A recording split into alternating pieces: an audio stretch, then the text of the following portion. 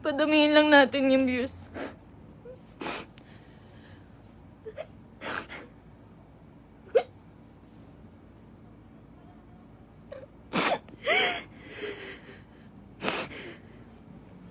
Magsasalita na po ako.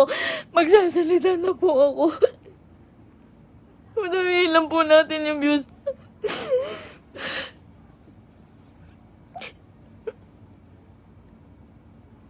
Magsasalita na po ako. Pipilitin ko pong isa-isahin. Pipilitin ko kahit gano'ng katagal tong live na to. Iisa-istain ko po ang panggagago sa akin ni Merc. Ni Christian Merc Gray.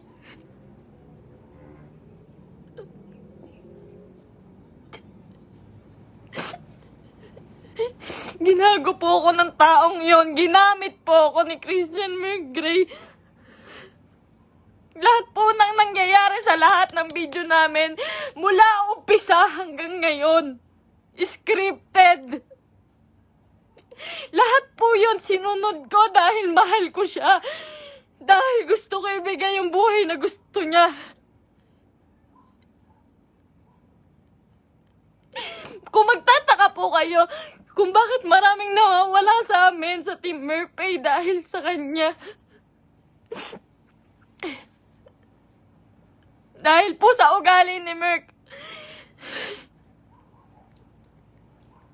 Napakademonyo po ng ugali ni Merc. Ginago niya po lahat.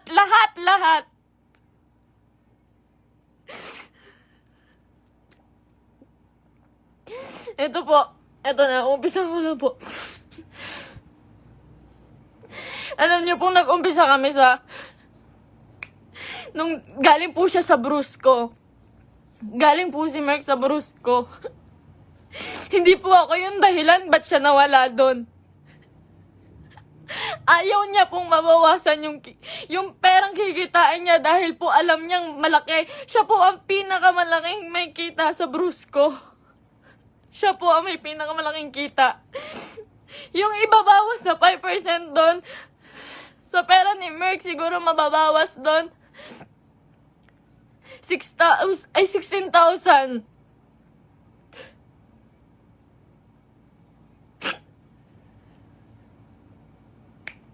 Lahat po ng kaibigan niya, ginamit niya. Hindi ko na po kasi kaya eh.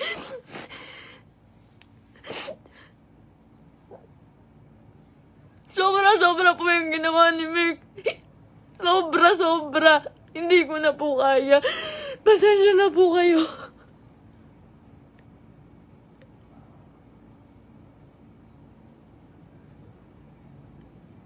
Napakawalang hiyang tao niya ni Merc. Lahat po ginago niya, pamilya ko. Lahat po ng tao sa paligid niya, ginamit niya po. Scripted po lahat ng nangyayari. Sinusunod ko po siya. Kung makikita niyo po, lahat po ng video namin, puro bastos dahil po yun sa kanya. Ayoko po nun, walang may gusto nun. Kayo na pong bahala kung maniniwala kayo ngayon. Wala pong may gusto nun. Lahat po binigay ko sa taong yun.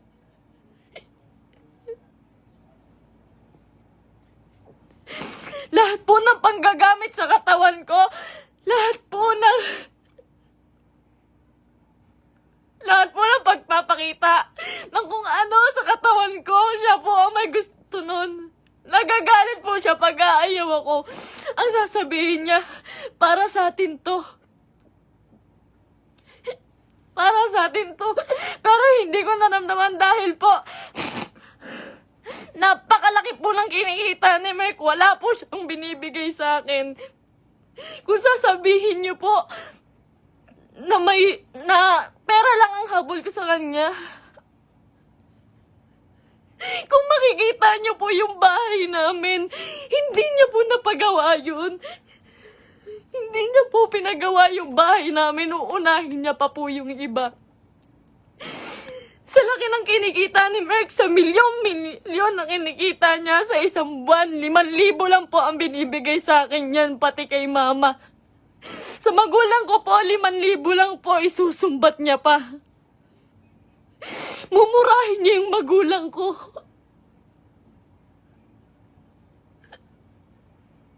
Sasabihin niya, manang-mana ka sa magulang mo. Ang bobobo niyo. Lahat kayo plastic.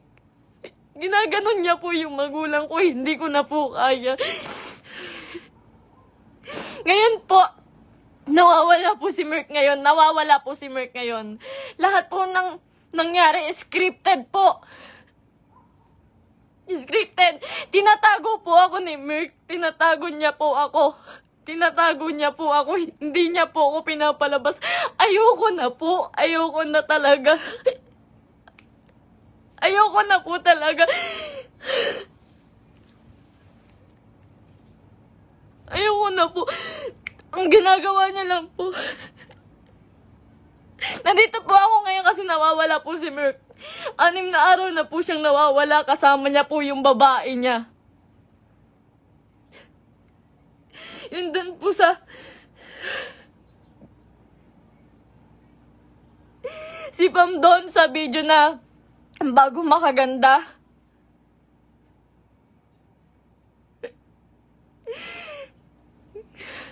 Huwag niya po sisihin yung kambal doon, si Chen Chen tsaka si Tantan. Yung Centeno twins po, huwag niyo po silang sisihin doon. Dahil utos po ni Merk lahat yun. Ako po, hindi ko na po kaya si Merk. Demonyo na po yung utak niya. Sobrang mukhang pera. Sobrang mukhang pera ni Merk. Lahat ng tao ginagago niya.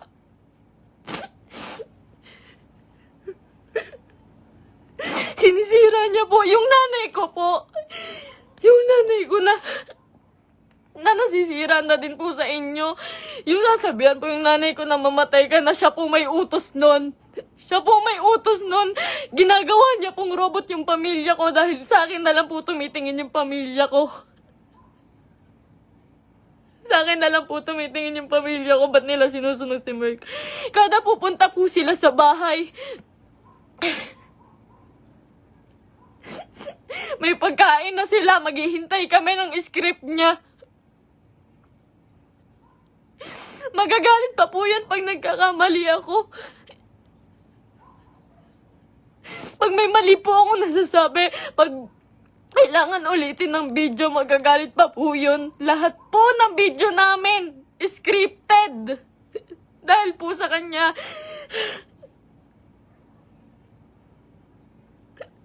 Sobrang abusado. May babae po si Merk ngayon. Yung babae nga, yung Pam po. Grabe, Merk.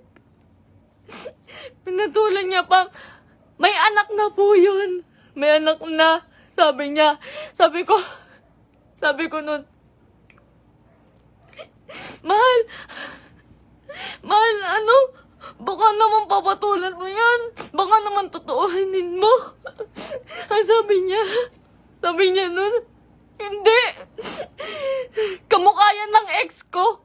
Hindi ako papatol dyan. Ginagago niya yung babae sa akin. Sinisira niya. Sabi niya, tanginang mukha yan. Papatulan ko ba yan? May anak na. Ginaganon niya yung babae. Ngayon, nandun siya.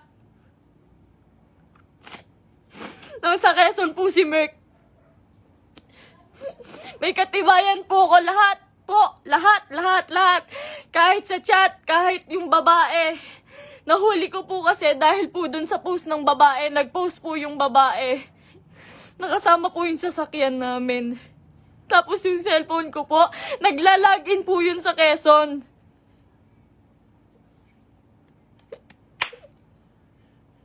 Lahat po ginawa ko kay Merk. Pasensya na po kayo. Ako po mismo humihingi ng pasensya dahil po kinonsinti ko siya. Mahal ko lang po talaga. Ngayon lang ako natauhan.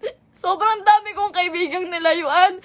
Pamilya dahil ayaw nila ng video namin ni Merk. Sobrang dami ko pong nilayuan. Wala po akong kaibigan ngayon. Wala po akong kahit sino ngayon. Dahil kay Merk, dahil iniingatan ko po siya.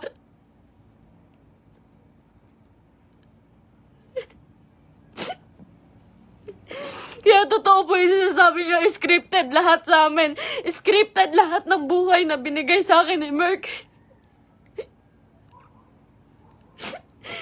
Lahat po ng pera niya sa kanya lang po. Sa laki po ng pera niya, nagkakautang pa po siya. Sobrang samang tao. Ultimo shampoo namin, sabon namin, ako pa bumibili. Grabe po, pambabastos sa akin ni Merk. Hindi niya po ako nirespeto.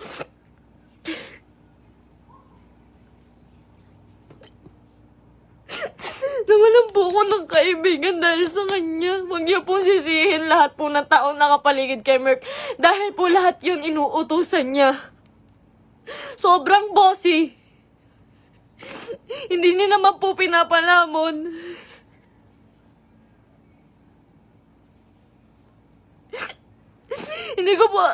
Hindi ko po in-expect na darating po talaga to. So,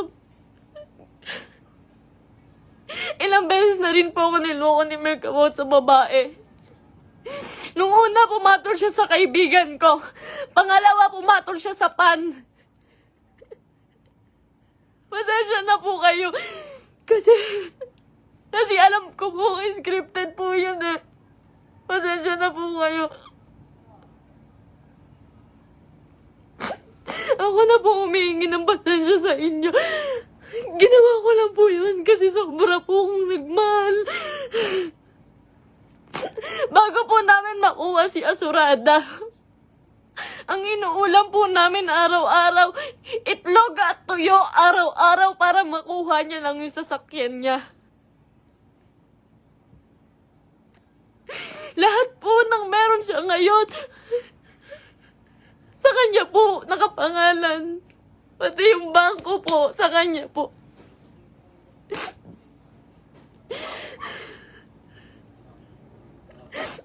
Paghihingi po ako sa kanya, hindi po yun magbibigay.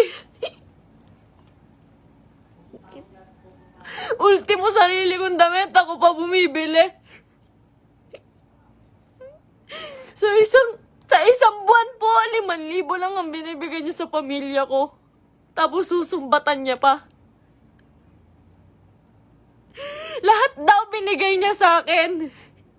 Yung singseng, sabi niya, 170K daw po yun. Malaman-laman ko, 30,000. Yung tatay ko, binastos niya.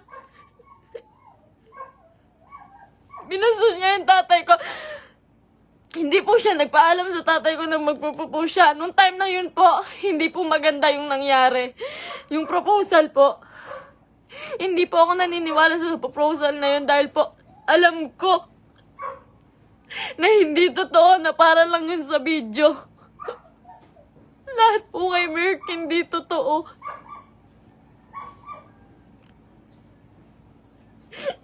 Yung buhay niya, yung pagkatao niya, yung buhay na binigay niya sa akin, hindi po yun totoo. Lahat po ng kaibigan niya na malalapit sa kanya, ginago niya po lahat yun.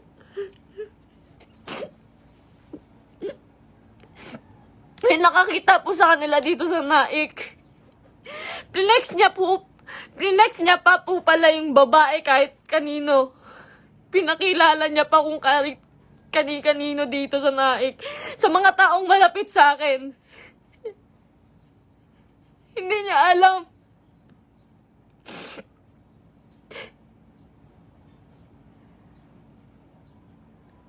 Grabe po yung ginawa sa akin.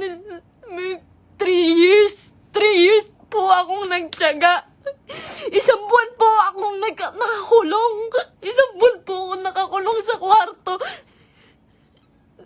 Kinukulong niya po ako kasi bawal daw po ako makita ng kahit sino ng kapitbahay bahay. Nandito lang po ako pag uuwi po ako sa Antipolo.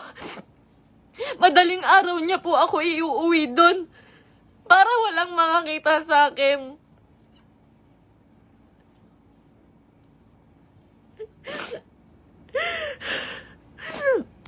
Lahat po ngayon suko na kay Merk. Nung isang araw po nasa ospital ako kasi nagtake po ako ng anxiety. Sobrang depressed na po.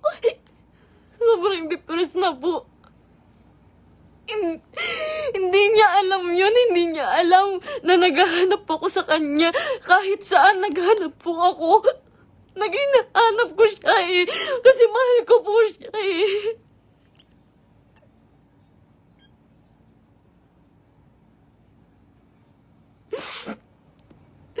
Ilang araw po wala akong tulog, wala akong kain, kakahanap sa taong yun. Tapos malaman ko na kasama niya yung babae. Huwag niyo pong sisisihin yung mga tao sa paligid niya dahil siya po ang naggawa nitong gulong to. Huwag niyo sisisihin si Kuya Mark, yung Centennial Twins. Kahit sino. Siya po ang gumawa nito. Sobrang boss po ni Merk. Sobrang pa-boss po. Sa lahat po ng video, kung makikita niyo po, lantad na lantad yung suso ko para lang mapanood ng mga tao.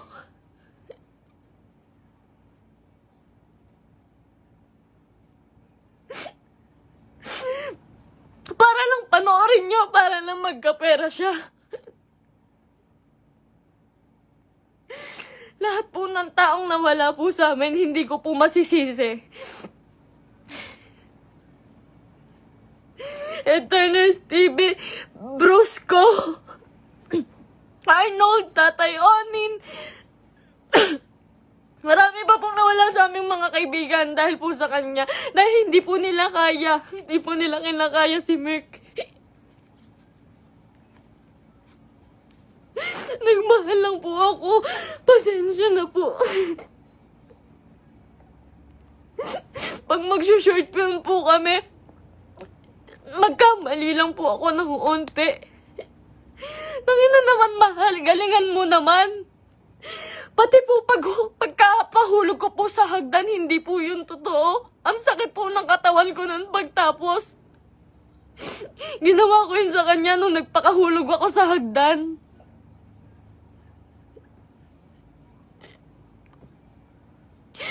May mga pasa po ko lagi pag may nangyayaring hindi magandang prank. Lagi po ako nagkakasugat, nagkakapasa dahil po sa ginagawa namin. Hindi po ako nanghingi ng kahit piso kay Merk. Hindi po ako nanghingi ng kahit piso kay Merk. Hindi po. Lahat po ng account siya po may hawak. Kinukontrol niya po lahat. Hindi niya po mapagawa yung bahay ko. Sabi niya po sa CR namin, mahal, hindi ako magsi-CR dyan. Hindi po siya nag-CR sa CR namin sa bahay.